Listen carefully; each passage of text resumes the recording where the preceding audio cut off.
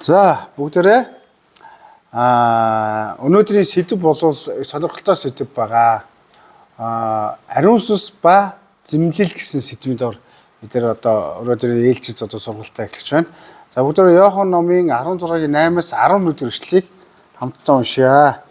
Олсон манайхаа. За хамтдаа уншия 3 Тэр эрэхтэй нүгэл зөвхт байдал хийгээд шүүлтийн талаар ертөнцийг зэмлэнэ. Нүглийн тухайд гэвэл тэд надад үл итгэнэ. За. Зөвхт байдлын тухайд бол би эцэгтэй очино. Та нар намайг дахиж ис харнаа гэж хэлсэн байна.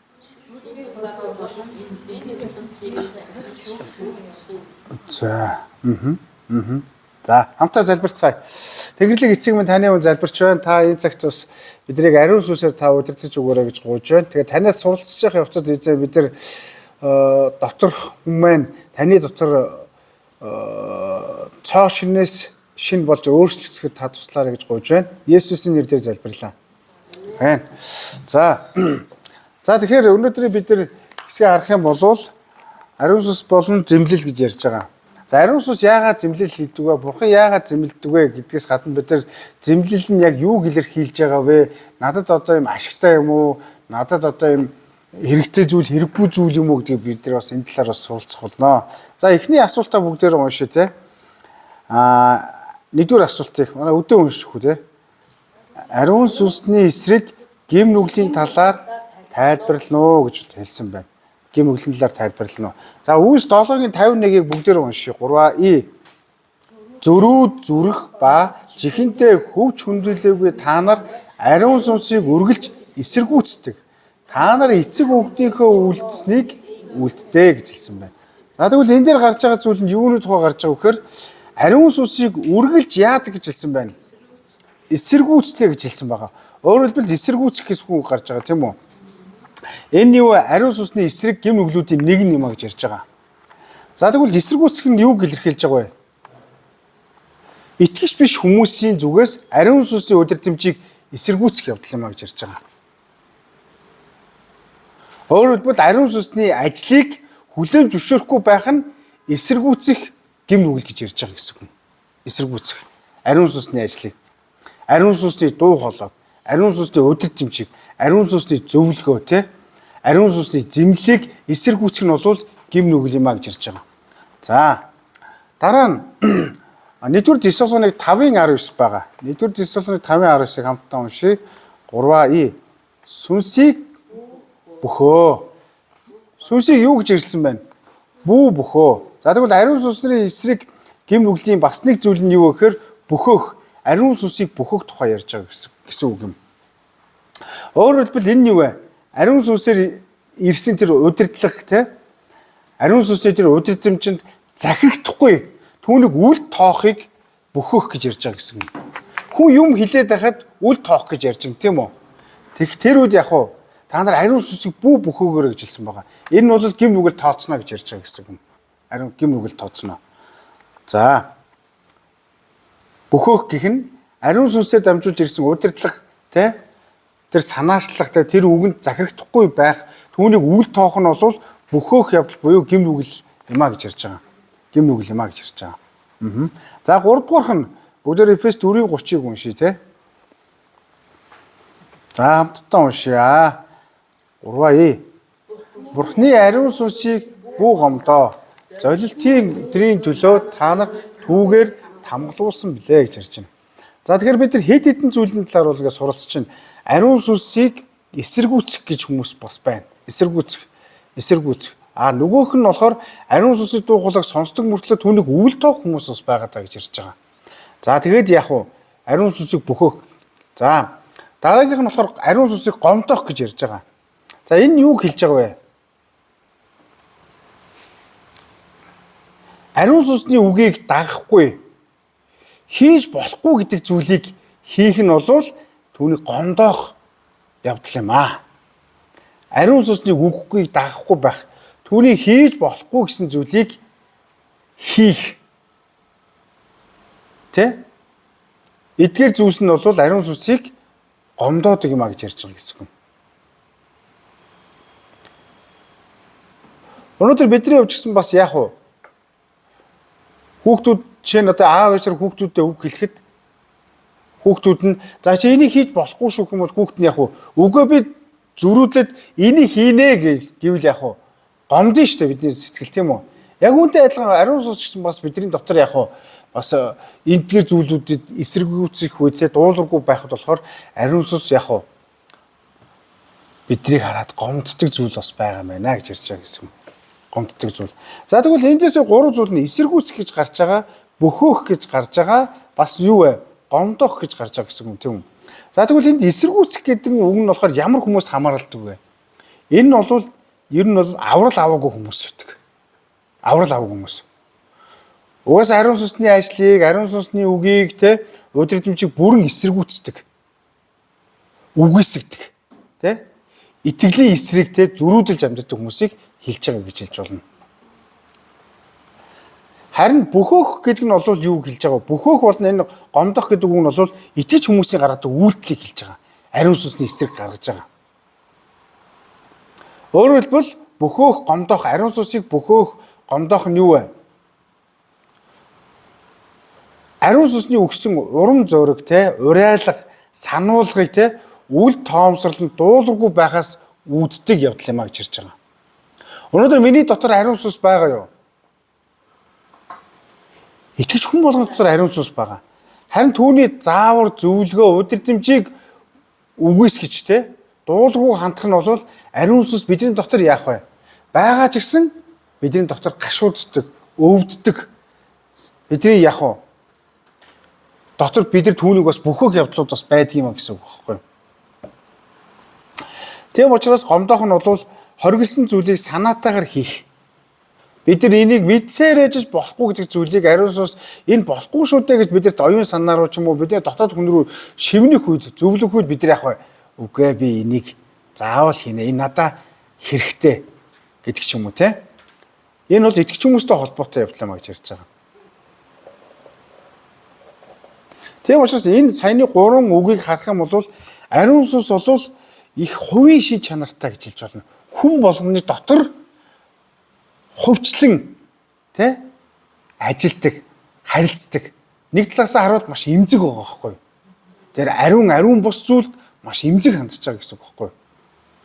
Маш мэдрэмтгий гэдгийг бас бодох хэрэгтэй гэсэн үг юм. Та нар хараараа Есүс Христэд итгэхээс өмнө бол бид нар ямар байсан бөхөр гэр бүл бол хамаагүй байсан шүү тийм үү? Яатгий бүгд л тийм өөрийнхөө амьдрал эрхчлөө гэж хэлсэн. Харин Христэсний дараа буруу зүйл хийхээр бид нар мэдрэмжтэй болж эхэлдэг. Яагаад гэвэл бидний дотор ариун сүнс байгаа учраас. За бидний дотор ямар нэгэн хүн гим нүгэл үйлдэхэд бидний дотор зүрх сэтгэл харуулдаг, гашууддаг, бас өрөвддөг шүү тийм үү? Энэ юу байгаа вэ? Ариун сүнс байгаатай холбоотой. Харин үйл итгэгчид бол яг уу ариун сүнсний үг хэлгээд за болохгүй шүү. Ингэж мууг битгий хэрэглээрэ. Ийм гим нүглийг битгий үлдээрэ гэхэд би өөрийнхөө дураараа байна гэх. Энэ эсэргүүцэгч хүмүүс буюу үйл итгэгч хүмүүсийг гардаг хандлага гэж хэлж байна. Харин итгэж хүмүүсэд болохоор түн дуулуургүй байх юм бол ариун сүнс бидний дотор ямар их одоо шаналж байгааг бид нар тооцож үзэх хэрэгтэй гэсэн үг байхгүй юу? Тооцож үзэх хэрэгтэй. Тийм учраас энэ 3 гим нүгэл бол нэлээд тийм чухал хэсгийг сануулж байгаа гэсэн үг юм. За, зэмлэлийн талаар бид нар бас ингэ бодох хэрэгтэй байгаа. Зэмлэлийн талаар. За, 2 дугаар асуултыг уншъя. Бүгдээрээ уншъя. 3А. Зэмлэлийн тухай ойлголтоор дамжуулан ариун сүнсний зэмлэлийг тайлбарлана гэж хэлсэн байгаа. За тэгэхээр яагаад гин зэмлэл ороод ирчихвэ гэхээр ариун сүнс ус ингэ зүгээр дууга байдаг нэг юм бол биш ээ. Тэр бидний төлөө ажилласаар байдаг. Ажиллахч болно. Ялангуяа итгэж хүний дотор. Тэр хүнээ дамжуулаад ажиллах болно, үгээр дамжуулаад ажиллах болно, амьтнаар дамжуулаад ч гэсэн бас ажилдаг. Бид нар Библийн түүхүүдийг хараад тийм зүйл зөндөө байгаа тийм үү? Яагаад вэ? Тэр намайг босгохын төлөө байхгүй юу? Намайг шинжлэхийн төлөө байгаа байхгүй юу? Шинжлэхийн төлөө. За тэгвэл энд гарч байгаа хүмүүсийн хамгийн дургүй үг ер нь бол зэмлэл. Зэмлэлийг бид нар одоо үгээр тайлбарлах юм бол зэмлэл гэдэг үг нь алдааг засах, зөв чигт нь оруулах гэсэн утгатай үг. Энгийн үг нь шүү. Тэ? Үг зүйн тайлбарлаараа зэмлэл гэдэг нь юу гэж ирсэн? Алдааг засах, зөв чигт нь голдолт нь пазл буюу тэ хэвэнд нь оруулах гэсэн утгатай үг байхгүй. Алдааг. За тэгвэл ариун сүнсийн зэмлэл нь юу юм бэ? Ариун сүнсийн зэмлэл гэдэг нь бидний буруу чиглэлийг засаж залруулах ажил гэж хэлж болно. Бидний буруу явж байгаа, буруу бодож байгаа, буруу шийдвэр гаргаж байгаа, буруу хандлага гаргаж байгаа зүйлүүдийг засаж залруулах ажил нь бол ариун сүнсний бас нэг зэмлэл хамаарагдаж байгаа гэсэн үг байхгүй юу? Ариун сүнсний зэмлэл гэдэг нь бидний буруу чиглэлийг засаж залруулах түүний ажил юм а гэж ярьж байгаа. Ялангуяа итгэж хүмүүс өөрсдөө ч анзаардаггүй буруу замаар явж явах тохиолдлууд байдаг. Өөрсдөө ч мэдэлгүй. Тийм үү? Харин ариун сүнс бол яг хөө буруу замаар явж байгааг мэдчихэдэг. Ариун сүнс Бурхны үгээр дамжуулан Библиэр дамжуулаад биднийг засаж залруулдаг нэгэ.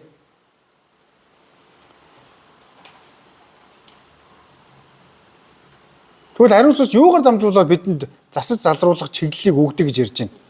Бурхны үгээр дамжуулаад, Библиэр дамжуулаад гэж хэлж байна. За яагаад энэ хоёр тустай гарч байгаагаар бид нар заримдаа Бурхны үгийг уншсан, сурсан, мэдсэн олон тийм конференцууд бидний дотор байж идэг. Одоо тий конспектчтэй бидний дотор суралцсан зүйлүүд байж идэг ч тийм үү. Тэгээ би яг хуу ариун сүнс яг тиймэрхүү одоо тэр үгийн дагуу эсрэг зүйл нөхцөл байдлууд, эсвэл шийдрүүд, үйлдэлүүд тий дотоод тэр муу санаад гарч ирэхэд ариун сүнс бидэнд энэ болохгүй шүү дээ. Бурхны үед болохгүй шүү дээ гэж бидэрт яг хуу шивж хэлж идэг. Библиэр гэдэг нь юу хэлж байгаа вэ? Бид нар Библийг унших үед тэр бидэрт ариун сүнс ухаарлыг зааж өгч идэг. Ариун сүнс яг унших үед зааж өгч идэг. Бид нар заримдаа шингэсэн өнөөдөр ингэ одоо чимүүгээ цаг хийлээ гэж бодож үзье. Гэтэл чимүүгээ цаг хийсэн чинь юу гэж ирж байна? За би одоо бүтцэнийхээ номлын талаар ярихад те Филиппо номон дээр Паул юу гэж хэлсэн бэ гэхээр чуулганыхаа одоо Филиппо чуулганд өөрөө маш хүнд хэцүү нөхцөлд байна. Филиппо чуулганд би та нарын төлөө Бурханд талархдаг. Тийм учраас би та нарын төлөө залбирлаа зогсоох үгүй. Та нарын сайн мэдээний төлөө, та нарын бие бидэд санаа тавьж байгаа төлөө, та нарын надад тусалсны төлөө би өргөлж Бурхандаа талархдаг юм гэж хэлсэн байна. Би энийг унших үедээ юу гэж бодсон бэ гэхээр манай чуулганы 25 жил яваа болж байгаа. Бурхан яг өнөөдөр энэ номлолоор дамжуулаад номлолын миний одоо ишлэлд тэгээд энүүгээр дамжуулаад ийм зүйлийг надад хэлж байгаа юм байна. Би бусад хүмүүсийн төлөө яагаад зөвхөн чуулганд ирж байгаа хүмүүстэй би хүлэгдэх биш. Чуулганд ирэхгүй байгаа хүмүүсийн төлөөсөн бас би Паул шиг сэтгэлтэй байх хэрэгтэй. Тэгээ чуулганд ирж байгаа хүн болгоны төлөө би санаа тавиа тэгэр ангэр гэхээс бас ирээгүй байгаа маш олон хэцүү амьдарч байгаа хүмүүс байгаа. Бурханаас холдсон, төөрөлцөн, буруу замаар явсан хүмүүс байгаа. Тийм учраас Бурхан надаар ариун сүнсээр дамжуулаад яасан бэ? Үгийг хэлж байгаа гэсэн үг байхгүй. Харин би түүнд дуулууртаа байгаад би хэрэгтэй нэгэн рүү уцаар ярих нь яг ариун сүнс битэрийн ажил байгаа гэсэн үг байхгүй. Би одоо чуулганд байгаа хүмүүстэй анхаарлаа төвлөрүүлсэн чинь миний зам яасан бэ? Зөв явж байгаа юм шиг харагдаж байгаа бодож байгаа үнэндээ яасан бэ? Буруу байгаад байгаа хгүй. Дутуу байгаад байгаа гэсэн үг юм. Тийм үү? Тийм учраас ариун сүнс бидэрт үгээр дамжуулаад яг уу биднийг чиглүүлж идэг. Зэмлж идэг гэж хэлж болно. Зэмлж идэг гэж хэлж болно. Тийм учраас бид нар яах ёстой вэ? Ариун сүнс намайг зөв замд хөтлөх үед тий бид нар Бурхны үгтээ зогцож амьдрах ёстой. Өөрийгөө яг зогцуулах ёстой. Өөрөө түн зогцох биш Бурхны үгийг өөрийнхөө амьдралд яасан бэ? Оруулах ёстой гэсэн үг байхгүй юу? Ингэжээж Бурхны хүчрэхийг өөрчлөлтийн ажлууд одоо явагдана гэсэн үг юм. За 3 дугаар асуултыг бүгдээр уншъя.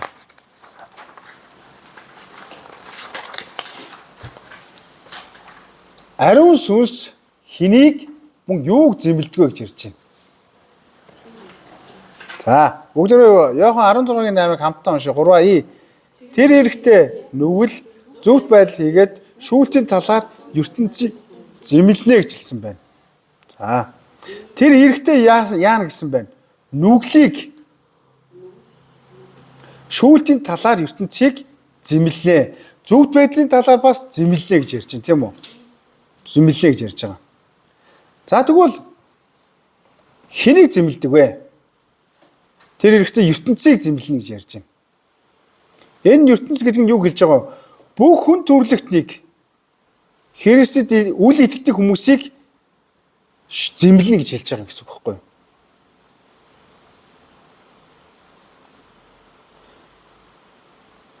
Үл итгэж хүмүүс бо энэ ертөнцийн хүн төрлөختний бүх хүмүүсийг те зэмлэнэ гэж ярьж байна. За, юуг нь зэмлэх вэ? Нүглийг нь зэмлэнэ. Зөвхт байдал те зүв тус байдлыг зэмлэнэ. Шүүн гэж ярьж байгаа. Энэ гурван зүйлийн талаар яах вэ? Зэмлэлээ гэж ярьж байгаа байхгүй. Тэгвэл ариун сүнсний зорилго нь юу гэж бодож байна? Бүх хүмүүсийг Христтэй адилхан болгоход бидний дотор ажиллаж идэг. Ариун сүнсний бас нэг зорилго нь юу вэ? Христ итгээгүй хүмүүсийг Христтэй уулзуулж авралын харилцаа тогтооход тусалдаг нэгэн. За тэгвэл эндээс хоёр гаргалгаа байна шүү дээ, тийм үү? Нэг нь бол юу вэ? Христ итгэдэг хүмүүс ариун сүнсний ажил нь Христтэй адилхан болохоор, тийм үү? Бидний дотор ажиллаж идэг. А нөгөө нь болохоор ариун сүнсний бас нэг ажил нь Христэд итгээгүй хүмүүс аврал руу хөтлөгд Христ рүү очиход тусалдаг. Энэ ажлыг хийдэг гэсэн үг байхгүй. Тийм учраас ариун сүнсний ажлыг маш онцгойлон анхаарах хэрэгтэй гэж хэлж болно. Тийм учраас итгэгчдэр ариун сүнстэй маш доктортой харилцаатай байх хэрэгтэй. Харилцаагаа үргэлж яах вэ? Нээлттэйгээр ариун сүнстэй ажиллах хэрэгтэй гэж хэлж болно. Тэгвэл ариун сүнс яаж тэр ажлыг гүйцэтгэдэг вэ? Хэрхэн гүйцэтгэдэг вэ? Заримдаа шүү. Одоо бол бид нар зэмлэлийн талаар ярьж байгаа учраас тэр зэмлэлээр дамжуулна. Зэмлэг үгээр дамжуулаад бидний дотор ажиллаж идэг. Энэ нь бидний буруутгах гэсэн үг бол биш ээ. Харин бурууг тодорхой харуулж үнэн рүү чиглүүлэх тийм гүнзгий процессыг ярьж байгаа гэсэн үг байхгүй юу? Процессыг ярьж байгаа гэсэн үг. Тийм учраас ариун сүнсийг нэг хүн ингэж хэлсэн байна. Тэр бол маш анхуу зэмлэгч, маш анхуу тайлбарлагч гэж хэлсэн байна. Үннийг тайлбарлагч гэж хэлсэн байна. Тийм учраас яах вэ? Ариун сүнс ерөөсөө бидний дотор биднийг зөв үнэн рүү чиглүүлэхийн тулд зэмлэх тохиолдлууд байдаг юм аа.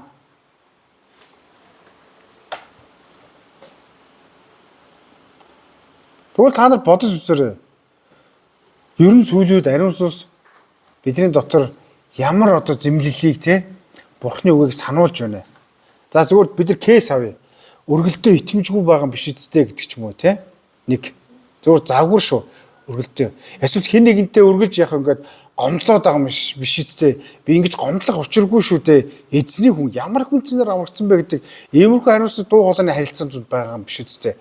Харин яах вэ? Яшиг гэ тэрийг хаагаад би өөрөөрөө байна гэдэг харилцан байгаа юм шиг үстэй. Нэг өөр нэг кейс бож болно тийм үү. Бид нар заримдаа хов живийн тухай бас амар их байдаг тийм үү. Би ингээд ярмаар санагддаг тийм үү. Амар ингээд янз бүрийн хүмүүсийн асуудлын талаар. Гэтэл ариун сүнс миний дотор үнэхээр байгаа бол энэ тос зогсох хэрэгтэй биш үү? Зогсох хэрэгтэй биш үү? Үүнийг яах вэ? Үүнийдээ залбирах хэрэгтэй биш үү гэдэг зүйлийг бид нар сануулхад бид нар алийг сонгож байгаа вэ? Хэрвээ чи үнэхээр аврагч юм бол чи нэг бол бөхөөж байгаа, нэг бол яг уу гашуудуулж байгаа ариун сүнсийг. Хэрэг аврагдаг бол зөвхөн эсэргүүцэж байгаа. Хамаа намаагүй бурхны хүмүүсийн өмнө бурхны эсрэг хамаа намаагүй ярих тухай. Энэ бол аврагдаг хүний илэрч واخгүй. Тийм учраас бид нар яах ёстой вэ? Ийм хүн бурхны хүндэтгэж чадахгүй, бурхны өмнө гэмчиж чадахгүй, бурхны өмнө баяр хөөртэй байж чадахгүй шалтгаанууд хэлж байна. Тэгээ аянд ариун сүнсийн дуу хоолой нэг чухал биш. Тийм болж эхэлнэ гэсэн үг байхгүй. Тийм учраас ах トゥ нар минь ариун сүнс хэнийг зэмлдэг вэ? Бас юуг зэмлэж байгаа вэ гэдгийг аюулгүй сан бодох хэрэгтэй. Тэр миний дотор юуг ямар процесс болж байгаа тэр маш сайн мэддэг гэсэн үг байхгүй. За дөрөвдүгээр асуултаа уншъя. Ариун сүнсний зэмлдэг зүйлсийг тодорхой тайлбарлая. За уншъя ишлэлийг 16-9-11 3А. Нүглийн хувьд учир нь тэд надад итгэдэггүй. Зөвхт байдлын хувьд учир нь би эцэгтэй очноо. Та нар намайг дахиж харахгүй. Шүүлтийн хувьд учир нь энэ ертөнцийн захирагч шүүгц юм а гэж хэлсэн байгаа. За маш тодорхой эд юм хэлсэн байна тийм үү. Нүглийн хувьд гэж юу хэний тухай ярьж байгаа юм? Энэ бол үйл итгэж хүмүүсийн тухай ярьж байгаа байхгүй юу? Үйл итгэж хүмүүсийн тухай. Чуулганд яваад ингээ удаан ингээд явж байгаа хүмүүсийг харахаар Есүсийн тухай нэг ч ярьдгүй тийм хүмүүс байдаг. Тэр өдгөө ариун сүнсийн тухай юусоо ярьдгүй хүмүүс байдаг. Есүс надад ингэж хэлсэн, Есүсийн талаар би ингэж ойлгосон. Есүс ийм үнцээр намайг авсан гэж юусоо ярьдгүй. Харин хүмүүс намайг аврах ёстой, хүмүүс намайг уучлах ёстой, хүмүүс намайг ойлгох ёстой гэж зүйлийг ярьж идэг. Тэгэхээр хэнийг ярих ёстой вэ? Тэгвэл аврагдаагүй хүмүүс бол яах вэ? Есүс Христтэй байх хамааралгүй гэсэн утгатай байхгүй юу? Тийм учраас Есүс одоо энэ 16 дугаар бүлэг дээр яг энэ ярьж шээ тийм үү? Нүглийн хувьд учир нь тэр надад итгэдэг гэж ярьж байгаа. Есүст би танад нэг юм хэлж байгаа. Есүст үл итгэх нь бол нүгэл واخхой юу? Есүст үл итгэх нь бол нүгэл واخхой юу? Нүгэл. Энэ нь юу вэ? Бурхны хайраас татгалцаж байгаа хүн гэсэн үг واخхой юу? Бурхны өршөөлөөс татгалцсан гэсэн үг واخхой юу? Тэ? Энэ нь бүр цаашлаад нэгүслээс татгалцсан. Бүр эцсийн үр дүнтэй авралаас татгалцсан байдаг واخхой юу? Ийм хүмүүсийг хэлж байгаа гэсэн үг واخхой юу? Нүгэл яг уу Есүст итгэхгүй гэж ирж байна. За зөвхт байдлын хувьд юу вэ? Зөвхт байдлын хувьд учир нь би итгэвтэй очно гэж хэлсэн байгаа. Зөвхт байдал бол өөрөө хэн бэ? Есүс. Есүс тийм үү? Есүс 14:6 дээр юу гэж хэлсэн бэ хэлдэг үлээ? Би бол зам, үнэн, амин гэж одоо хэлсэн байдаг шүү дээ, тийм үү? Бид нар хичнээн бурхан гэхдээ бурхны чуулган дээр бурхны талаар ярьдаг ч гэсэн бурхны үг ярьдаг ч гэсэн Есүсээр дамжигдахгүй юм бол бид нар бүх залбирал чинь, бүх хичээл зүтгэл чинь, бүх золиос зориуч чинь хоосон тийм цаг хугацаа байх болно гэсэн үг байхгүй юу? Тийм учраас Есүс өөрөө бол зөвхт байдал. Та нар бодож үзээрэй. Есүс зөвхт байдал гэдгийг та нар юу гэж дүгнэж байгаа вэ?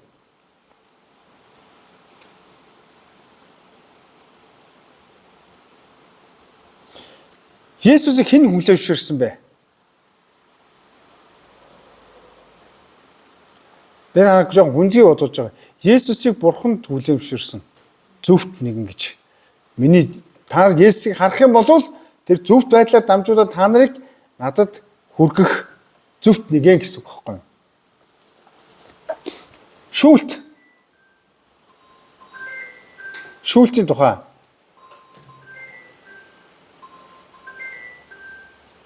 За шүүлтийг болохоор ингэж шүүлтийн хувьд учир нь энэ ертөнцийг захирагч шүүгцэн гэж хэлсэн байгаа. Энэ хэнийг хэлж байгаа вэ? Эфес 2 дугаар бүлэг дээр ихэнд 1-3 дугаар эшлэл гардаг шүү дээ. 3 дугаар эшлэл, 2-3 дугаар эшлэл гардаг. Өнөө цаг үед бид нар өмнөх бүлэгтээр бас үзсэн байгаа тийм үү? Одоо энэ цаг үеийг бол сатан захирж байгаа гэж ирсэн тийм үү? Харин Есүс загалмаа дээр сатаныг бүрэн ялсан. Бүр тэ? Ялсан шүү дээ. Яасан? Гим нүглийн тэр шийтгэлийг бүгдийг тэр өөртөө үрсэн. Энэ ертөнцийн захирагчийг тэр яасан бэ? Засаглалыг нь үгүй болгосон гэж хэлж болно. За та нар тэгвэл энийг арай энгийнээр ойлгоё. Сатан одоо тэгвэл захирж байгаа гэдэг нь яг ямар утгатай юм болоо гэж богдгоо бодож болох юм. За энийг болохоор сатаныг юугаар зөвлөдөг вүлээ? Могоотой зөвлөдөг ш тийм үү? Могоо хэлбрээр одоо тий амтнаар одоо Еваг одоо унагдаг шүү дээ Адам Еваг. За та нар могооны өвхлийг бодож үзээрэй. Могооны бэжтэй хардаа толгойг нь тасдахаар могоо тэр доороо өгтгүү. Өөхөх хүртлээ ингээд эргэн тойрнод сэндичдэг. Бүснүүлдэг. Тийм үү?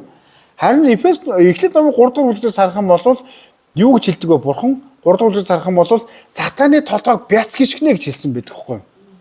Тэгэхээр эрх мэдэл нь үгүй болсон гэсэн үг юм. Харин одоо бол муу сүнс яг уу Есүс Христийг ирэх үед эцсийн өдөр Есүс Христ муу нэгэнтэй тэмцэн штэ. Одоо үйл захирж байгаа. Гэхдээ Христийн эрх мэдэл дотор Христийг авчрах хүлээж авсан хүн болон ариун сүнс дотор хамгаалагдсан түүхийг ярьж байгаа гэсэн үг байхгүй юу? Хамгаалагдсан түүх. Энийг бол аврал гэж ярьж байгаа гэсэн үг. Тийм учраас нүгэл бол Бурхны ариун байдалд үзүүлэх процесс гэж хэлж болно. Хүний нүгэл тэгвэл юу вэ? Бурхнаас тусгаарлагдсан бөгөөд Есүсийн загалмаан үхлээр амьдралтаар дамжуулаад шийдэгдсэн. Энд сууж байгаа бид нар ч гэсэн бас тийм хүмүүсийн нэг. Тэгвэл бид нар Есүсийг хүлээн зөвшөөрөхгүй байх нь Бурхны бидэнд өгсөн тэр авралыг татгалзаж байгаатай яг адилхан гэсэн үг байхгүй юу? Тийм учраас энэ шалгуурыг тогтоогч нь бол ариун сүнс. Ариун сүнс энэ авралын бүх ажилд оролцсон. Тэр Есүс Христтэй хамт байсан. Есүс ямар сандал ариун сүнсийг юу гэж хэлсэн бэ? Туслагч гэж хэлсэн байхгүй юу? Би таанаас асууя. Та нар яг ариун сүнсээс тусламж авсан уу? Тусалцаа авч амьдарч байгаа юу? Маш чухал асуулт. Амархан хариулчих зүйл мөн үү?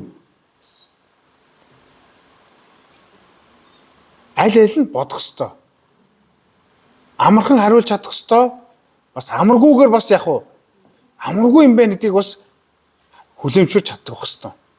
Хамгийн чухал зүйл нь ариун сүнстэй хамт ажиллах нь чиний дотор ажиллаж байгаа тэр ариун сүнсийг ажилуулах процесс нь маш чухал юм аа гэсэн үг байхгүй юу?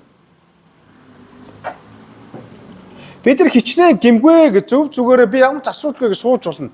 Тэгж хин нэгэн рүү харж болно. Гэхдээ ариун сүнс бол биднийг ямар хүн бэ гэдэг жинхэнэ мөн чанараар нь бол мэддэг нэг юм аг хэлж болно.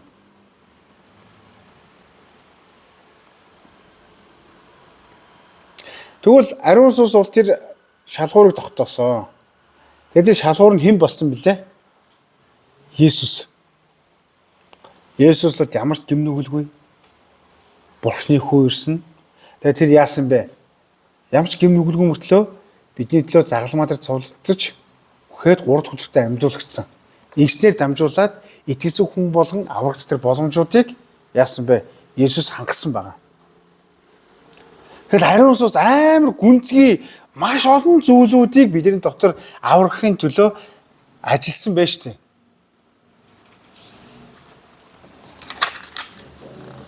За бүгдөө дараагийн асуулт нэгдүгээрийн 5-ын 1-ийн 5-аас 10 дугаар эшлэгийг уншъя.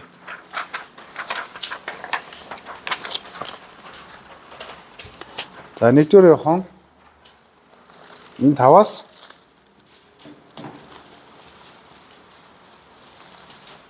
за гаргасан уу?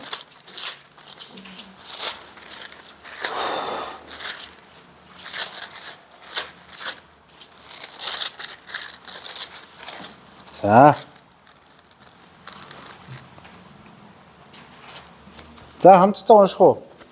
3 Бурхан бол гэрэл. Түүний дотор ханахгүй огт үгүй гэдг нь бидний түүнээс сонссон мэдээ бөгөөд та нарт тунхлаж байна. Бид Бурхантай нөхөрлөдөг гэж яриад харахгүй далахваас бид худал хэлдэг. Үннийг үйлддэггүй ажээ. Харин тэр өөрөө гэрлийн дотор байдагчлан бид гэрлийн дотор явбал бид бие биентэйгээ нөхөрлөж түүний хүү Есүсийн цус биднийг бүх нүглээс цэвэрлэдэг ажээ. Бид нүгэлгүй гэж хэлбэл өөрсдийгөө мэхэлж байгаа бөгөөд бидний дотор үнэн алга. Бид нүглээ улаавал итгэмчид зөвхт тэрээр нүглийг маань уучлж бүхий л зүв бусаас биднийг цэвэрлэнэ. Бид нүгэл үйлдээгүй гэж хэлбэл бид түүнийг худалч болгож байгаа хэрэг бөгөөд бидэнд түүний үг алгаа гэж хэлсэн байна. За нэлээд бас ширүүн одоо хэсэг гарч ин тийм үү? За тэгвэл бид нар асуултаа харах юм бол дээрх үгээр гэрэл болон харанхуйн талаар тайлбарлана гэж хэлсэн байна тийм үү? Гэрэл болон харанхуйн тухай.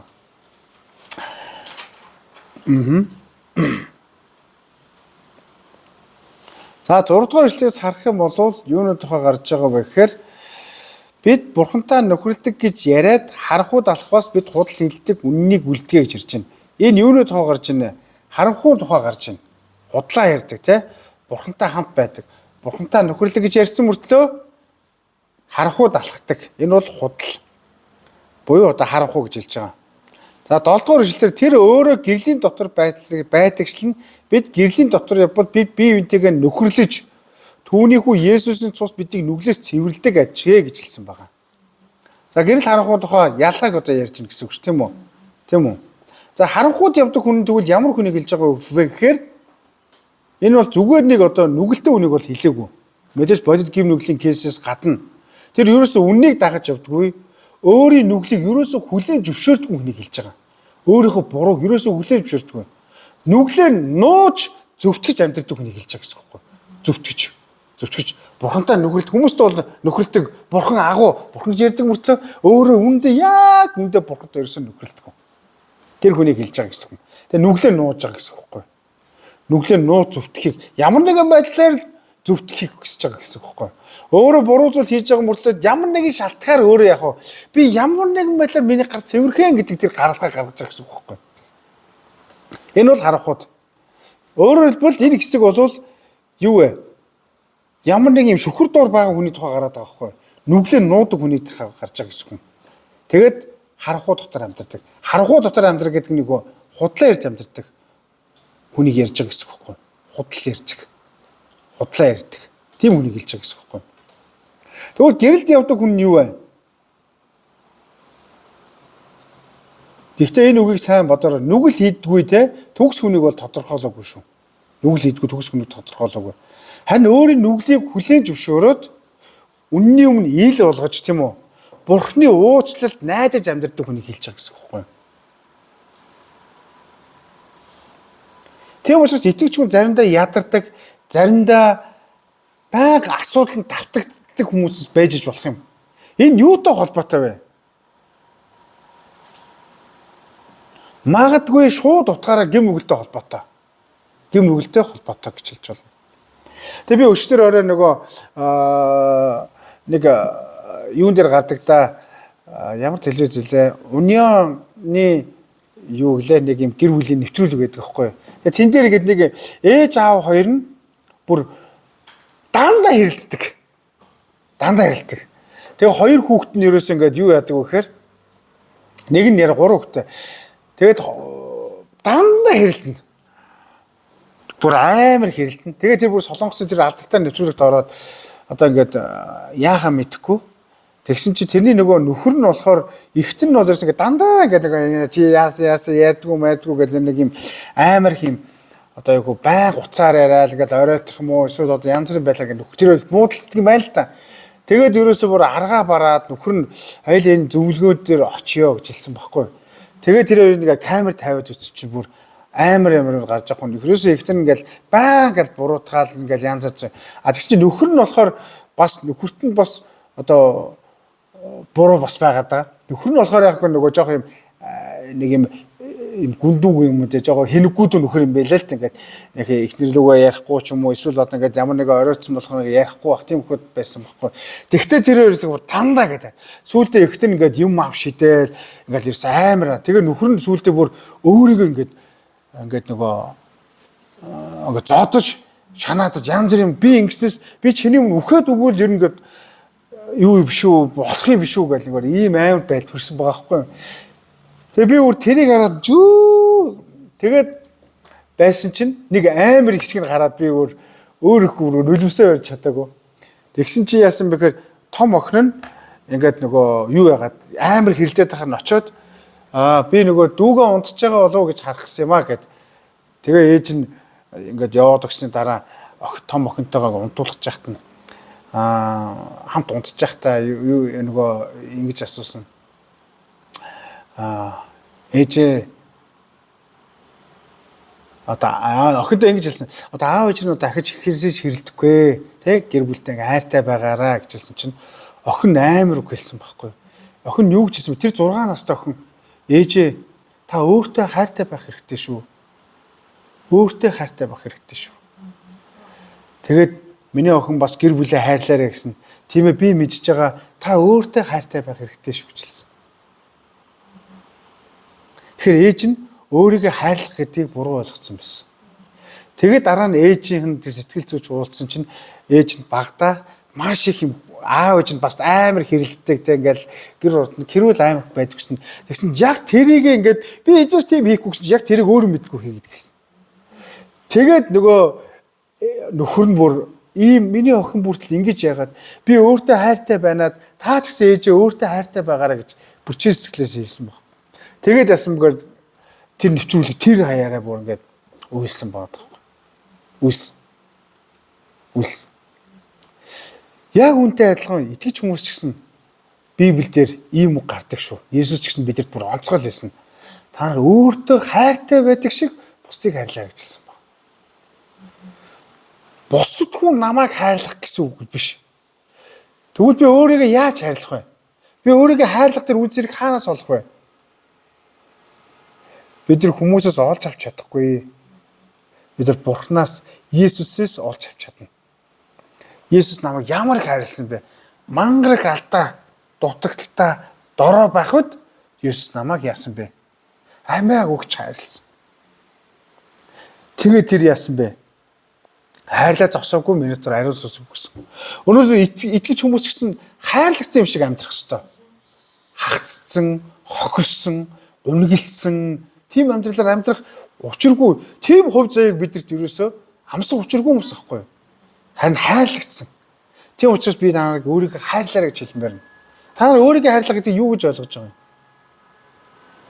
Би буруу зүйл хийвэл миний сүнс гэмтэнэ. Би муухай үг хэлвэл миний ам гэм нүглэр дүүрэх болно. Бурхан байна гомдуулна. Би ч гэсэн бохирдно. Ингийн жишээ шүү дээ. Одоо ч би 40 гарч байна. Би 45 үрж байгаа шүү дээ. 45 зураг. Одоо би өмнө бол айгүй их юм мөрөөдөг гэсэн бол одоо би эрүүл амьдрахын төлөө мөрөөдөж байгаа. Тийм ээ зэгийгчээ. Хөгшөрөхөр ер нь бол бусд нь бол болж байгаа. Эрүүл байх чухал. Тийм учраас би өөрийгөө хайрлахын тулд яаж юм? Одоо тэг өглөөл ингээд төмөр өргөж байна, тэгээд лахлагч байна. Тэгэл ингээд янз бүрийн зүйл хийж байгаа. Миний их тэгсэн ялгаагүй. Тэг би махавчсан бас бид нар өөрийгөө хайрлах хэрэгтэй. Харин би амаарад үгээрээ ингэ муухай үг гарах тусам би өвдөн. Сулдороо болно. Тийм үү? Тэгвэл бид нар яг үүнтэй адилхан. Бид нар Бурхны хайр гэж ярьж байгаа боловч тэр хайрыг харуулах хэрэгтэй байсан. Өөрийгөө эмчлэх хэрэгтэй байсан. Харин эсэргээрээ бид нар яах хэрэгтэй? Өөрийнхөө хүсэл зорилго тэр гэмт одоо чанараа гаргаад авах тусам бидний хувьд яах вэ? Зовлон болно. Харахуд амьдрна гэсэн үг. Ариун сүнс бидний гэрэлд гарахын төлөө, гэрлээр амьдруулахын төлөө, гэрлээс гэрэлд хүрэхин төлөө бидний дотор ажиллаж байгаа шүү дээ. Амен. Гэрлийн гайхамшигтай одоо чухал чанар бол юу вэ? Харахуд жоохон гэрэлд тусах юм бол тэр өөрөө тэр чигтээ юу болох вэ? Юу байг нь харагддаг шүү дээ. Нууж байгаа бүх юм гарагддаг шүү дээ, тийм үү? Ил болдог шүү дээ, тийм үү? Тийм учраас бидний зүрх сэтгэл дотор өрөө дотор ийм харанхуй өрөө байгаа юм биш үстэй гэсэн үг. Ариун сүнсийг оруулаарай. Тэ? Оруулаарай. Гэрэл бол харахуд нуусан зүйлийг яах вэ? Ил болгодог зүйл. Тэгвэл Бурхны гэрэлд амьдрна гэдэг нь юу вэ? Гим нүглээ хүлээн зөвшөөрч ил гаргаж юу вэ? Уучлалыг авах явдал юм а гэж ярьж байгаа гэсэн үг байна. За ийм үг байдаг. Хулгай хийж байгаа хүн яг хулгай хийж байгаа үедээ хулгай хийж байх үедээ хулгай гэж боддгоо гэж ярьдаг шин. Тэгвэл гим нүглийг бид нар хамаагүй ингэж гим гэдэг зүйлийг энэ гим шүү гэсэн мөртлөө тоохгүй хийх юм бол яг гим нүгэл үйлдэж байгаа үедээ хүн юу вэ? Энийг гим гэж боддгоо байхгүй. Маш аимшигтай байгааз. Аимшигтай байгааз. Хүн гим нүгэл үйлдсэн дараа юу хийх ёстой вэ? Өнөөдөр танаас асуух асуулт байна. Та гим нүгэл үйлдсэн дараа нүглээ хүлээн зөвшөөрч түүнд өчтдөг үү гэсэн асуулт байгаа. Эсвэл хараараа зөвдөх гэж зовж амьдардаг уу? Бид нар ингэж зөвдөх гэж өөрийгөө хамгаалах гэж зовж амьдрах учиргүй хүмүүс шүү. Харцаараа биш. Үйлдэлээр биш. Ямар нэг үйлсээр биш. Тунгалаг байх хэвээр. Яг л шилэн одоо ийм тайлан гэдэг ч тийм Бурхныхаа өмнө бүх амьдралаараа тунгалаг байх хэвээр. Ариун сүнс үүний төлөө л бидний дотор ажиллаж байгаа гэсэн үг байхгүй. Хэрэв бид нар ингэж чадах юм бол эрх чөлөөтэй байх болно. Эрх чөлөөтэй байх болно. Бурхантай харилцаа баяр хөөртэй байх болно. Хүнд хэцүү үед хүнд найтгаа мэдэх болно. Харин гим нүгэлтэй тэр чигээр хүнд хэцүү болох тусам юу байх вэ? Бурханд найдаг учраас улам гомдолд дарамттай итгэж байх болно гэсэн үг. Тийм учраас ах トゥ нар нэ. Та нар ариун сүнс талаар илүү суралцж байгаа учраас өнөөдрийн сэдэв маань зэмдэл гэдэг хүн сэдэв байгаа боловч та нар энэ хичээлийг сураагүй хүмүүсийн хажууд харин та нар гэрэл болж чадах тэр нууцыг суралцж байгаа гэсэн үг байхгүй. Гимших ёстой бол гимшиж байгаарай гэсэн үг. За хоёрдугаар асуулт улаах нүглээ улаах талаар Библийн утгыг тайлбарлана гэж ярьж байгаа. Нүглээ улаах гэж ирсэн байна тийм үү? За энэ жилсэн байна штэ. 9-р ишлэлдэр бид нүглээ улаавал гэж хэлсэн байна. Нүглээ улаах. За энэ бол грек үгээр бол homolego гэсэн үг байгаа байхгүй юу? Homolego гэдэг үг нь болохоор адилхан ярьж адилхан дуурах гэсэн утгатай үг юм байна. Нүглээ улаах гэдэг нь. Сонсож байна уу? Нүглээ улаах гэдэг нь адилхан ярьж адилхан дуурах гэсэн homolego гэсэн грек үг юм. Грек үг. Өөрөөр хэлбэл ариун сүнсийн надад сануулсан те тэр үгтэй санал нэг гэсэн утгатай үг байхгүй юу? Нүглээ улаах гэдэг нь. Ариун сүнс яг миний үнийг яг хэлж байна. Би үнтэй санал нэг байна гэдгийг нүглээ улаах буюу homolego гэсэн үг байхгүй. Бурхан миний нүглийг гмийг яаж харж байна? Би түүнтэй санал нэг байна гэдэг нь болохоор homolego буюу нүглээ улаах гэсэн үг. Би бурхантай санал нэг байна. Гамбаа миний бурууг надад хэлчлээ. Пастор та тэгчлээ гэж хэлчлээ гэж бодож байна. Би тэгвэл гамбаа би ойлголоо. Яг би энэ дээр алдаа гаргачих гэж хэлэх нь бол нүглээ улаах буюу homolego гэсэн үг байхгүй. Гамбаа ч өдөр чиг таарж байгаа шүү дээ. Тэгээ гамбаа гэсэн бидний өч гэсэн ярих уу гэсэн түүний нүд үг үлдэн яг толгойд огчох бүх зүйл нь процесс нь яг окей. Битэр бие бинтээ юу хийж гин homolego хийж байгаа гэсэн үг байхгүй. Яг энэ үнтэй адилхан юу вэ? Нүглээ улаах гэдгийг бид нар аягүй сайн бодох хэрэгтэй. Тийм учраас зүгээр л гимшчих процесс бол биш. Энийг өмнөх удаа бид зөндөө тайлбарласан тийм үү? Өөрөөр хэлбэл нүглийг бурхны өмнө ил тод улаах нь бол жинхэнэ улаалт юм гэж ярьж байгаа. Яагаад би жоохон акцент ил тод гэж ярьж байгаа вэхээр улаах төдий, тэ? Үйлдэл төдий, үг төдий байж болохгүй. Тийм үү? Тийм учраас өөрийгөө зөвтгөх шалтгаан болвол улаалт биш юм аа. Тэгвэл бурхны үзэл бодлоор тэ өөрийгөө үнэлээд хүлээн зөвшөөрөх нь бол нүглээ улаах явдал юм а гэж ярьж байгаа.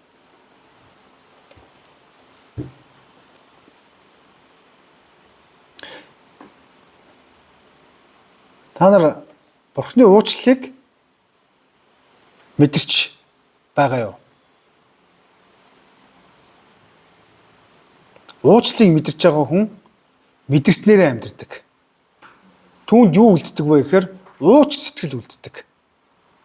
Харин уучлалыг мэдрэхгүй байх тусам тэр хэмжээгээрээ нүгэл байгаа гэсэн үг байхгүй юу? Асуудал байгаа гэсэн үг. Тийм учраас яг вэ? Ариун сүнсний зэмлэл нь юу вэ? Биднийг бурхантай харилцаанд ойртуулахын тулд зэмлэлийг хэлдэг байхгүй юу? Чингисээ чи ингээд амар сүртэй ингээд хичээл бэлдээл тэг ингээд амар нүдөө өвдөн бай бэлдэд чигтээ яг өөрөө яг тийм энэ хичээлд яг чи ингээд нүглөө улаадгүй гэдэг над дээр ариун сүнс хэлж байгаа гэсэн үг байхгүй юу?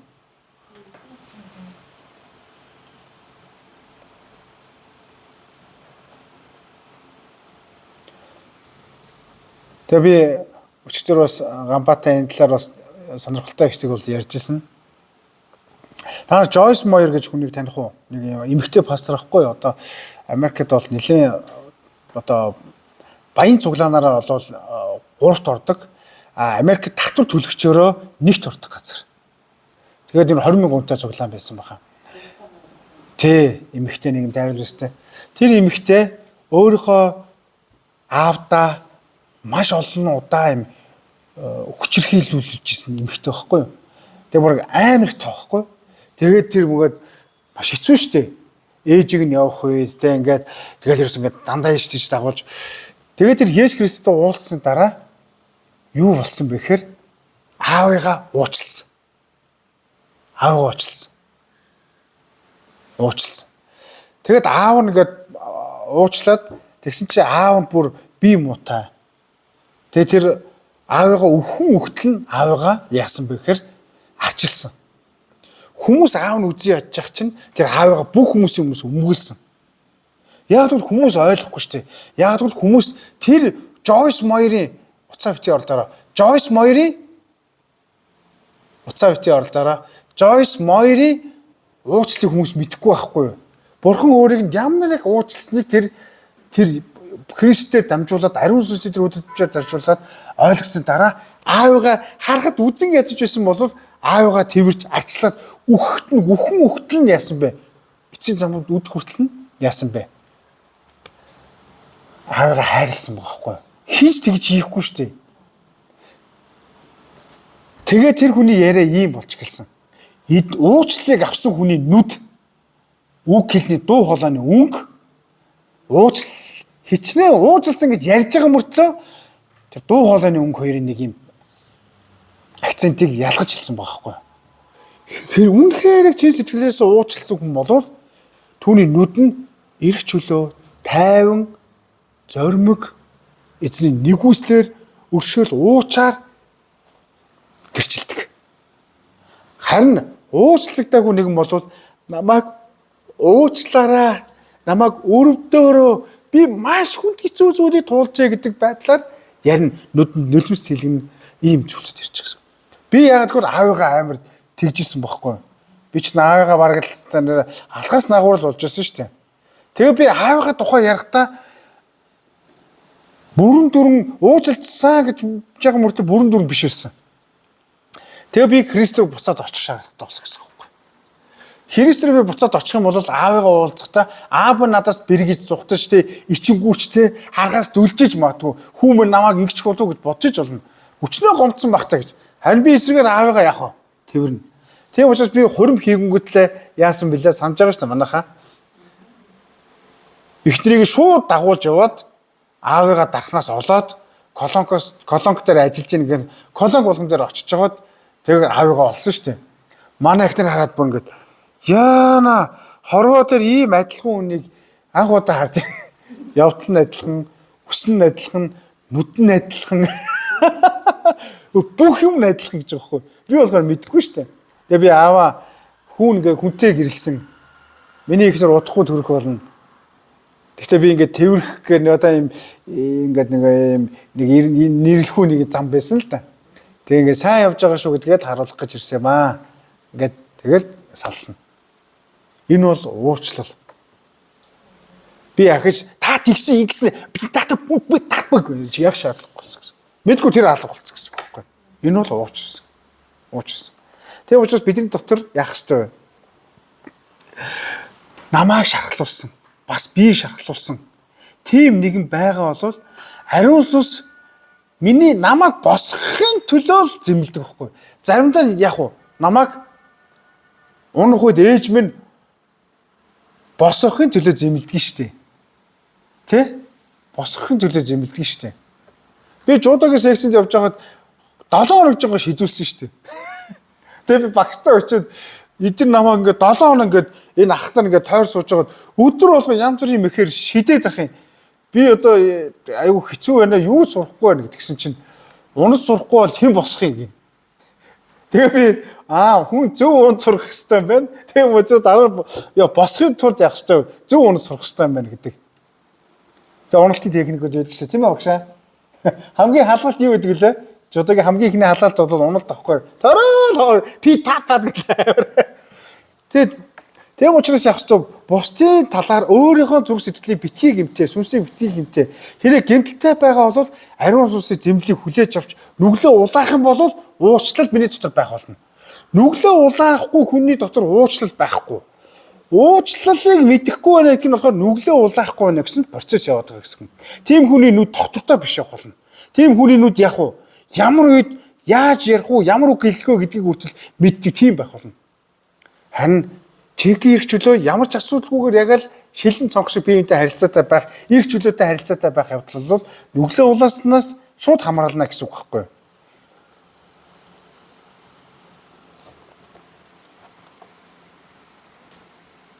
За тэгвэл арай өөрөөр ярьж үгүй. Намайг бурхан зэмлээгүй, ариун сүнс намайг зэмлээгүй гэж хэлжиж магадгүй. Энэ бол аимштай хариулт байж магадгүй. Ямар хүнийг зэмлээгүй гэхээр тэр аврагдаагүй хүнийг бол ариун сүнс дуугалаг сонсоогүй гэсэн үг байхгүй. Энэ яагаад энэ хэсгийг яагаад оруулж ирж байгаа вэ гэхээр дурдж хэлж байгаа вөхөр чуулган дотор аврагдсан гэсэн мөртлөө аврагдаагүй хүмүүс байж идэг. Аврал аваагүй. Аврал авсан хүн бол 100% Христийг дагдаг.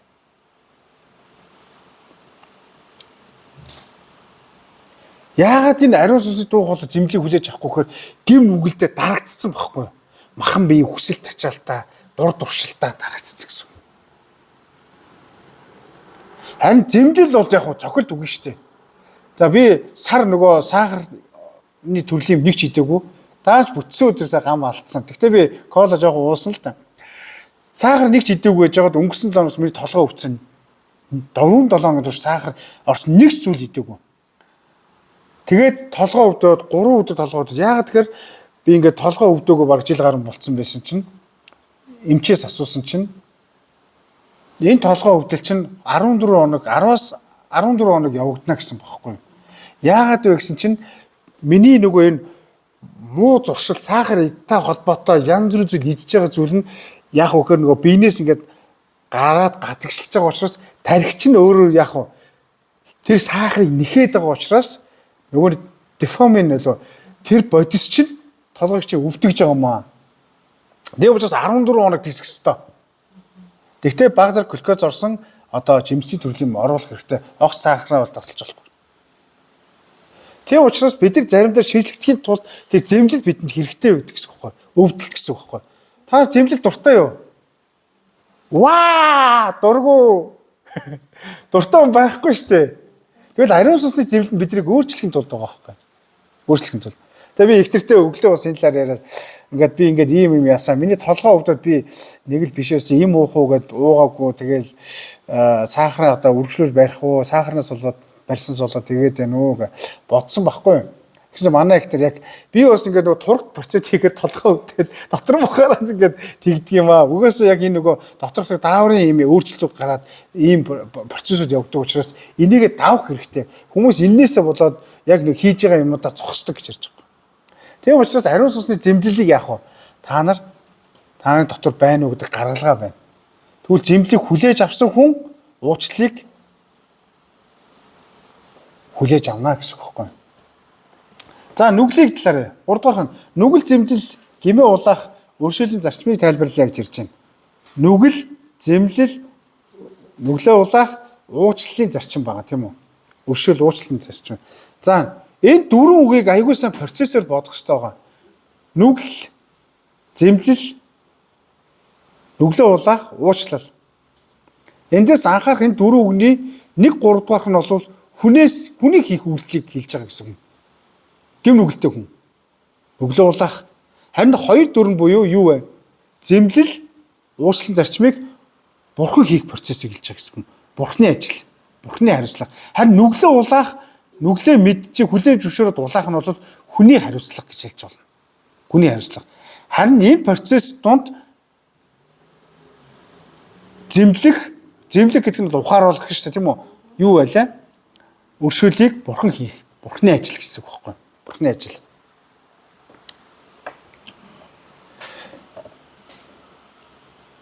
Нүгэл үлдэгдэнэ.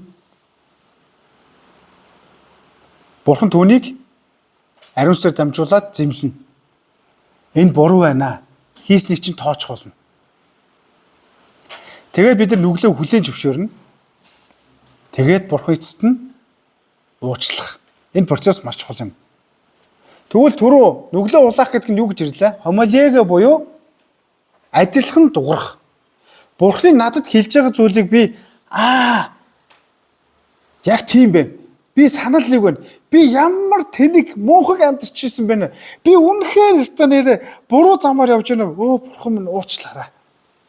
Надад энэ таны зэмийг би хүлээж авч байна гэж. Яг л нүглийг бид нар бурхны нүдээр харж эхлэх үед бид нар нүглээ улаах, бурхны уучлалыг хүлээж авах процессыг явагдана гэсэн юм. Тэгвэл нүглээ улаахын тулд ойлгох хэрэгтэй юм байна. Нүглээ улаахын тулд ойлгох хэрэгтэй.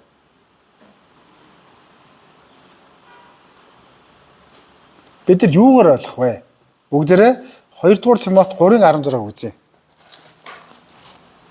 2 дугаар Тимот 3:16.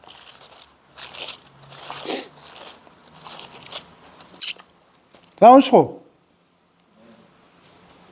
Оо. Бидэнтэй хамт байгаад баярлалаа. За. Байсан хамт байсан тий. За хамт уншив. За хамт уншив 2 дугаар Тимот 3:16. Библи эргүүлэхгүй байсаар одоо нэг Библи нөгөө юу байхгүй болсон юм шиг нөгөө утаснаас харсаар хагаад 2 дугаар Тимот 3:16. Бид нар нэг Библи судал хийгээд байна да нэг Библийг нэг авчирчвал бас тий. Сайн л байгаа шүү. Чамаа хүлээж байгаа шүү. 2 дугаар Тимот 3:16. Хуучин гэрээ шүү дээ. Бодлоо. Хоёрдугаар шинэ гэрээ. Яахгүй бас. Хоёрдугаар Тимото 3:16. За хамтдаа уншия. Үдэг хүлээж яасан чи хамт уншнаа. 1:21 эцгээе. Бичвэр бүр Бурхны амьсгалснаар бөгөөд заах үе, зэмлэх үе, залруулах үе, зөв чиглүүлэх үед тустай. 17 уншчээ. Энэ нь Бурхны хүн чадамгаа аливаа сайн үйл бүрэн бэлтгэгдсэн байхын тулд юм а гэж хэлсэн. За тэгвэл бид нар нүглээ яаж юугаар ойлгоно гэж ярьж байна? Бурхны үгээр гэж ярьж байна тийм үү? Бурхны амьсгалснаар Бурхнаар дамжуулж бичсэн, Бурхны онготоор дамжуулж бичсэн үн үгээ дамжуулаад Бурхны үгэнд яана гэж ярьж байна. Бидэнд заана гэж байна. Бас яана гэж байна. Зэмлэнэ гэж ярьж штэ тийм үү? За заана, зэмлэн, залруулна гэж ярьж байна. Бас яасан зөв чиглүүлэхэд тустай юм а гэж ирсэн. Тэгвэл бид нар Бурхны үгийг хүний үгээр биш. Үгүй гим нүглээ хүний үгээр биш. Бурхны үгээр яах ёстой вэ? Ойлгох хэрэгтэй гэсэн юм. Бурхны үгээр ойлгох хэрэгтэй. Тэгжээж бид нар зүрх сэтгэлтэй мэдэрч тэ сүнс дотор үнэн дотор өөрчлөж чадна. За 16-гийн 8-ыг Иохан 16-гийн 8-ыг харъя. Бас юу вэ? Юугаар дамжуулж бид нар гим нүглээ ойлгох боломжтой вэ? Иохан 16-гийн 8. За.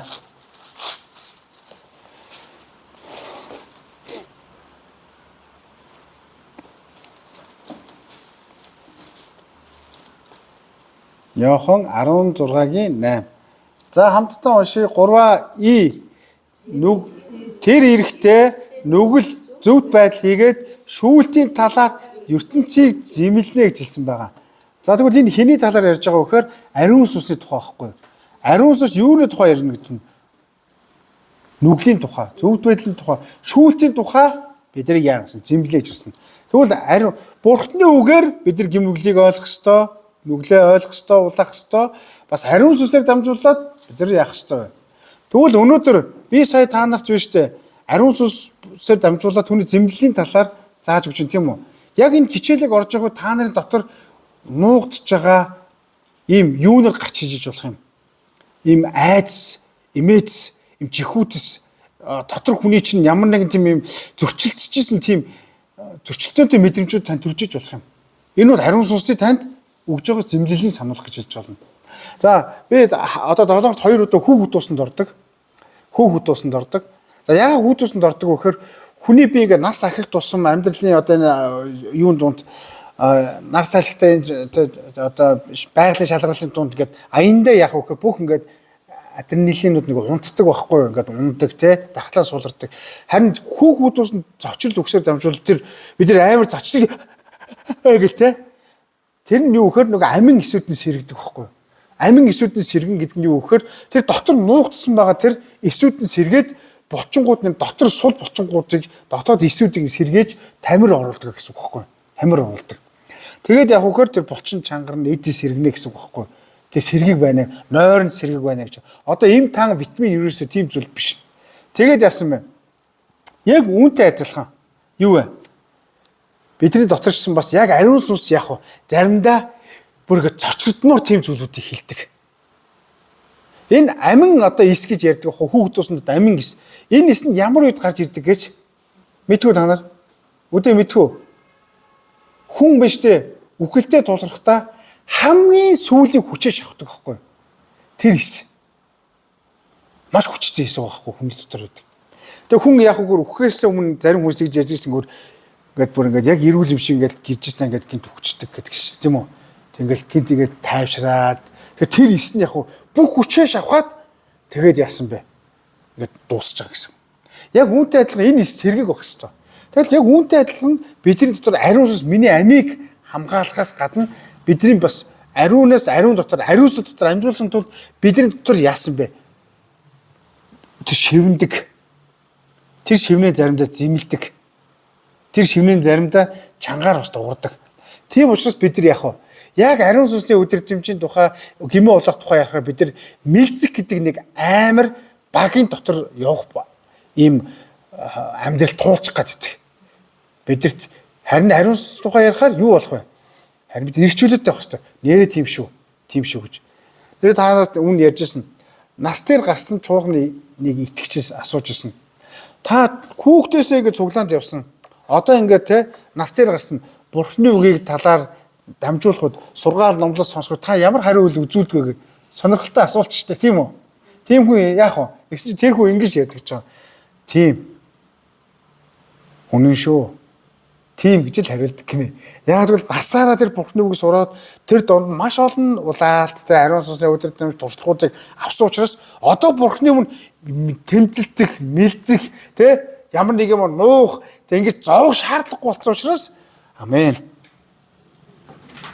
Манай цээгч бол ерөөсөө парампуш бичиж аваад яг үүнтэй адилхан бид нар ч бас яг Бурхны өмнө яг л ийм одоо чөлөөтэй тэ ариун сүнсний дотор ийм эрч чөлөөтэй байх хэрэгтэй гэсэн үг шүү дээ. Амен. Та нар ариун сүнсний хичээл үзсэн учраас яаж ийнэ? Та нар илүү гэрэлтэй болох боломж бусдад гэрлийг түгэх боломж танарт байгаа гэсэн үг шүү. Амен. Хоёр зүйлээр дамжуулаад бид нар нүглээ ойлгоно гэж ярьж тийм үү? Нэг нь юу вэ? Бичвэр буюу Бурхны үгээр дамжуулаад, нөгөө чинь юу вэ? Ариун сүнсээр дамжуулаад гэж ярьж байгаа. Ариун сүнсээр дамжуулаад. За бүгд Давидын жишээр дамжуулаад жоохон тодтогч үзье. Давид 2 дугаар Самуэль 12-ийн 1-ээс 14 дугаар эшлэгийг уншъя. 2 дугаар Самуэль 12-ийн 1-ээс 4. За гаргасан уу?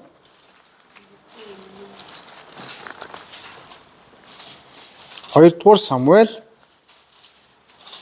12-ийн 1-ээс 4. За. Хоёрдугаар Самуэль 12-ийн 1-ээс 4. 1-ээс 14 шүү уушлаа. 14. За. За гамбай өтөр 2 ишлэл, эмэгтэйчүүд нь 2 ишлэл уншиж шүү. За. Сүүлийн 2 ишлэлийг хамтдаа уншина. За хамтдаа уншаа 3. Тэгээс уучлаарай. Гамбай уншиж байгаарай. Ёор 1-р Самуэль гаргацсан байж тээ. Супер sorry. За хамтдаа уншаа 3. Давид руу илгээсэнд тэр Давид дээр ирж нэгэн хотод 2 хүн байжээ. Нэг нь баян, нөгөө нь ядуу зүвдүү хүн байв. Баян хүн нь үлэмжих хонь болон үхэр сүрэгтэй байжээ.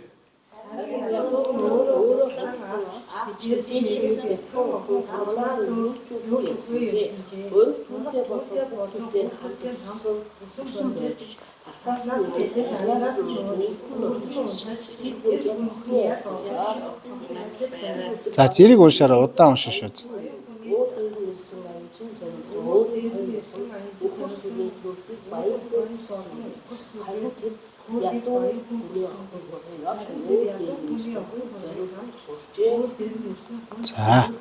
За би нэг ишлэгийг уншаад та нар нэг ишлэгийг уншаарай заа. Гамбайг сонсоод яг нэг тооноор уншаарай заа. За. За хоёр ишлэл. Тэгэхэд Давид тэр хүнд ихэд хэлэгнэж Натанд эзэн амьд үүнийг үйлдэх чинь үхэг. Тэр хүнд өрөвдөх сэтгэл байсангүй бөгөөд ийм хэрэг үйлдсэн учраас охин хурганы төлөө тэрээр дүүр нугалж төлөх ёстой гэв. Тэгэхэд Натанд Давид тэр хүн таа гээ.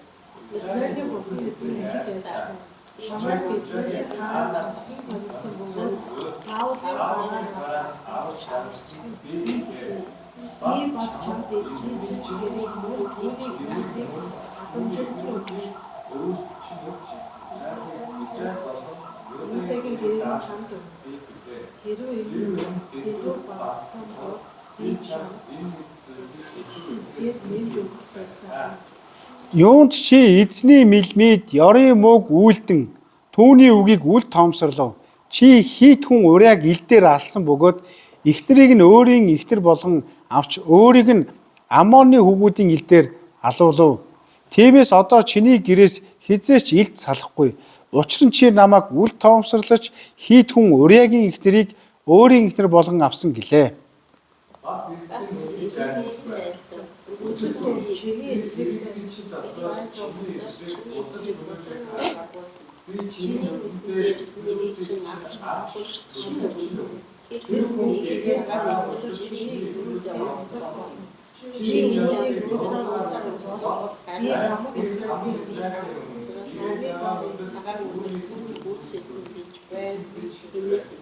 За хамтдаа унши 13 14.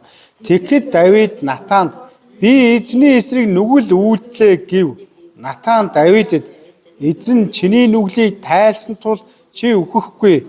Гэлээч гисэн энэ хэрэгээрээ чи эзний дайснуудад доромжлох боломжийг өгсөн тул чиний хүү заавал үхнэ гэлээ.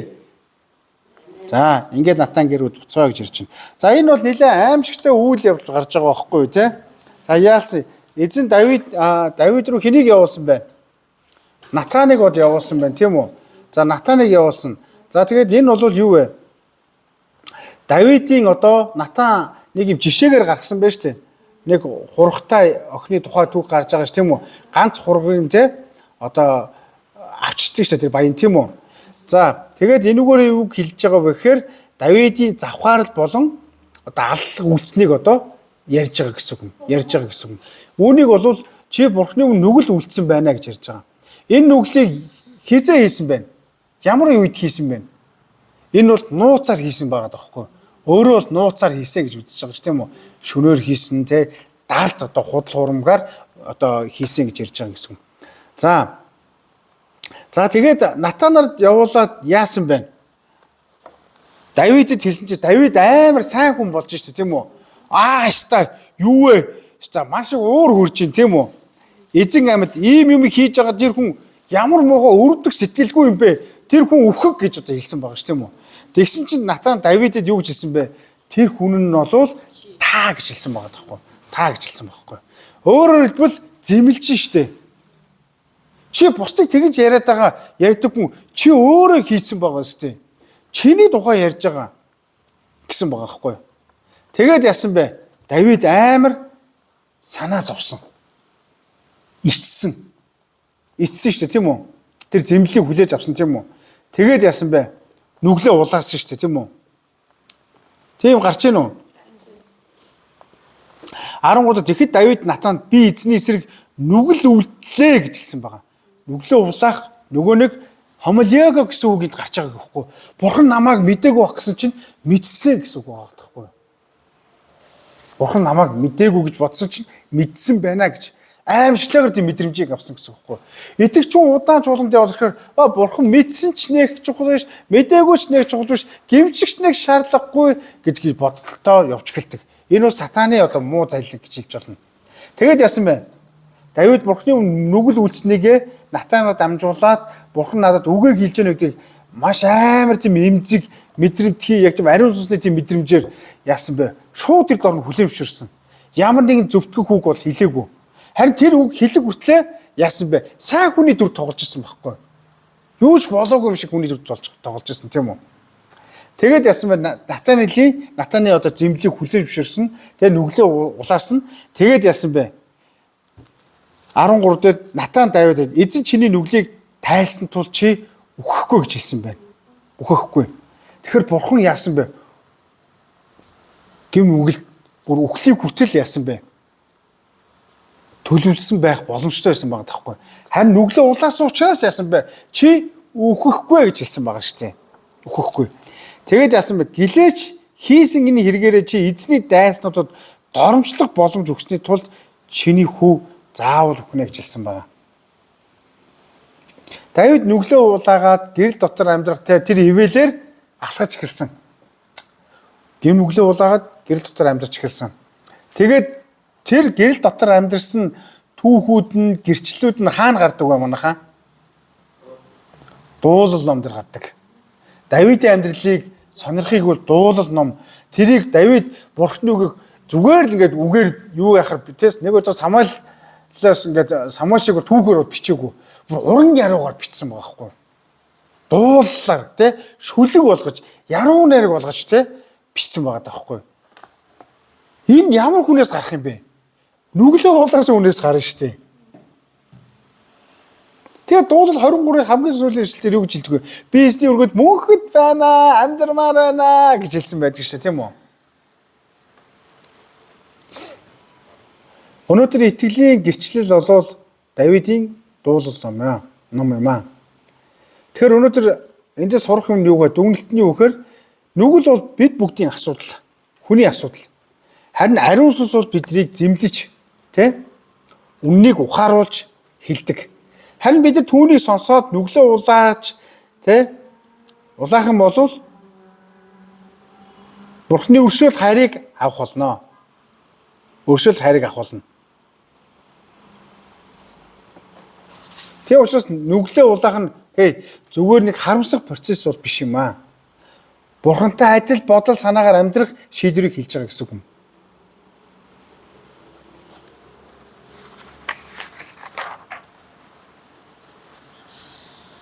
Дүгнэлтэн тий. За бид нар зэмлэл ба уучлалыг бас бодох хэрэгтэй байна. Энэ хоёр үгийг. За зэмлэл гэдэг нь юу хэлж байгаагаар өөр үгээр тайлбарлах юм бол сэрэмшүүлэг, сануулга гэж бас тайлбарлаж болно. Зэмлэл гэдгийг. Юу гэж хэлсэн бэ? Сэрэмжлүүлэг, сануулга. Ариун сүнс тэгвэл юу гэж хэлж байна? Чи буруу юм хийж байна гэж байгаа байхгүй. Бидэнд Бурхны үгийг сануулж байгаа. Бидэрт ямар алдаа шийдвэр хийж байгааг сануулж байгаа. Чи яагаад дандаа энийг хийж байгаа юм бэ гэдгийг ариун сүнс яасан бэ? Биднийг муудах гад ингэж яваад байгаа биш. Буруутгах гээд байгаа биш.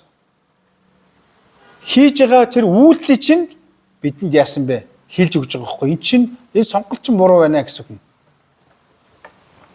Тийм учраас тэгвэл уучлал нь юу вэ? Уучлалыг бид нэр өршөөл инрэл гэж ойлгож болно. Өршөөл инрэл. Хараарай. Зэмлэлгүй уучлалууд байвал юу болох вэ?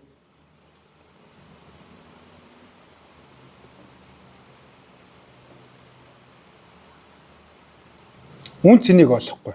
Уучлалын үн цэнийг ойлгохгүй. Зэмлэлгүй байх юм бол ямар ч те одоо сэрэмжлүүлэг, сануулга, зэмлэл те ийм үгийг авахгүй зүгээр уучлалаа гэх юм бол ямар ч үн цэнэгүй. Зүгээр уучлаараа би уучлсан гэсэн мөртлөө яг үндэ яах вэ? Үгийн дагуу биш. Тийм зэмлэлгүй уучлалтай хүн яах вэ? Баярлах, таалархах те тийм сэтгэл дотор төрөхгүй. Дүүрэхгүй.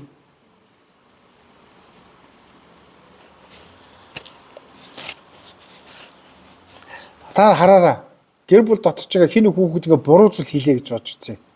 Зүгээр л за яг хийгээгээ яваад бодож үзье. Тэгэл уучлаад миний хүм чи яадгийг, миний хүл чи яадгийг хийх ёстойгоо яваад үзье. Тэр хүүг чинь том болоо бие дааж амьдч чадахгүй. Бөөр эсрэгээрээ ёс зүйгүй, ёс уртхангүй үйлүүд гарах болно. Аимшигтай шүү. Нийгэмдээ зогсож чадахгүй болно. Тэгээ би энэ талаар бас та нарт өмнө бас нэг номлож ирсэн. Та нар хийх гэр бүлдээ төвлөрөх юм бол миний гэр бүл, манай гэр бүл, миний гэр бүлтэй ингээд хайрлаад байх юм бол танай гэр бүлийн хүүхдүүд чинь нийгэмдээ ажиллаж чадахгүй болно. Эсвэл чи дандаа миний найз, миний анд, нийгэм өөрчлөгдөж, нийгмийг гээл гэрээсээ дандаа хол сурвал, хичээл гэж явж байгаа юм бол та хизээж гэр бүлийн хайр үнцнийг ойлгохгүй.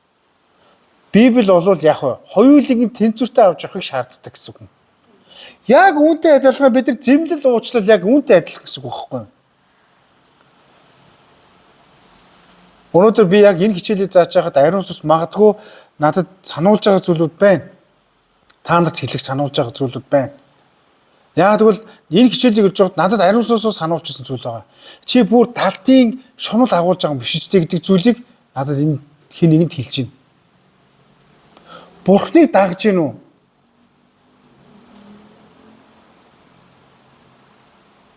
Зэмлэлийг авалгүй зүгээр уучлалын талаар бодож байна уу? Битгий ядраараа. Битгий харц тийм дайлчиж битгий байгаараа. Их чөлөөтэй тэр Joyce Meyer-ийн жишээ байгаа ш тийм үү? Чөлөөлөгдөж байх хэвээр. Тэгвэл үүх чинь яг уу гонигтай биш. Гонигтай гарах гэдэг бол залгаал хаях болно. Өргөх болно. Даатгах болно. Тийм учраас зэмлэлгүй уучлалын талаар уучлалыг дандаа боддог хүн бол яг уу тэр хүнээс ёс зүйгүй үгд гарна. Хоронгоо, ховжээ, гомдол, гуниг гарна гэсэн үг. Тэгэхээр энэ ингээ удаа явахаар маш хинэггүй болчдөг. Хинэггүй гэдэг амар үг шүү. Хинэггүй гэж. Ямар ч хэн байх нь үл хамааран хамаагүй ярьдаг болчих гэсэн үг байхгүй. Хамаагүй. Бурхан биднийг ёс зүйгүй тэг хинэггүй байх хүсдэг шүү. Хинээтэй байх хүсдэг. Хим хэмжээтэй байх хүсдэг. Тэр нь зэмлэлээр хэмжигдэж уучлалаар дүүргэгддэг хэвгүй. Амен.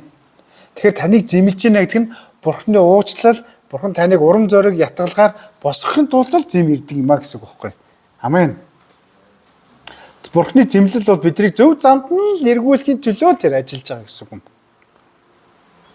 Орчин цагийн үед бол зэмлэлийн хомслын цаг үе гэж яриад байгаа. Зэмлэлийн хомсол. Одоо үг дааж чадхаа болцсон цаг үе гэж яриад байгаа. Үг хэлэхээр ерөөсөө яах вэхээр толгой удаачин, зүхтаад явчин, тэ эсвэл тэрсэлчин ч юм уу тийм үе гэж ярьж байгаа.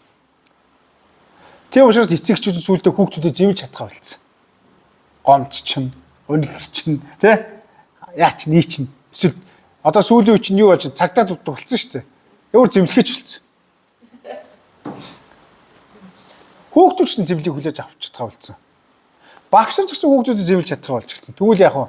Шууд гастаа руу ярина шүү дээ. Цагдаа руу. Эсвэл одоо яах вэ? Багш нар хүүхдүүдтэй яах юм бол шууд TikTok хийж ток хийж хоорондоо. Тийм болсон шүү дээ. Ирэхээ төлөө. Чуулган тэгвэл өнөөдөр ялгаагүй болох вэ гэдэг айдас байна.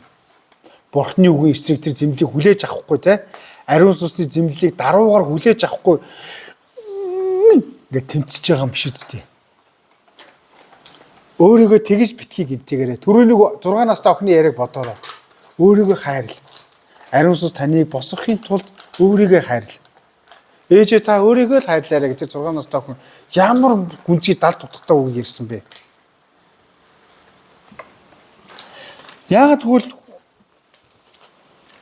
хүмүүс харанхуй дотор амьдарч байгаа учраас зэмлэлийг хүлээж авч чадахгүй учраас юу болж байна? Хүмүүс сэтгэлийн хатгүй болж байгаа. Мэдрэмжгүй болж байгаа гэм нүгэлд.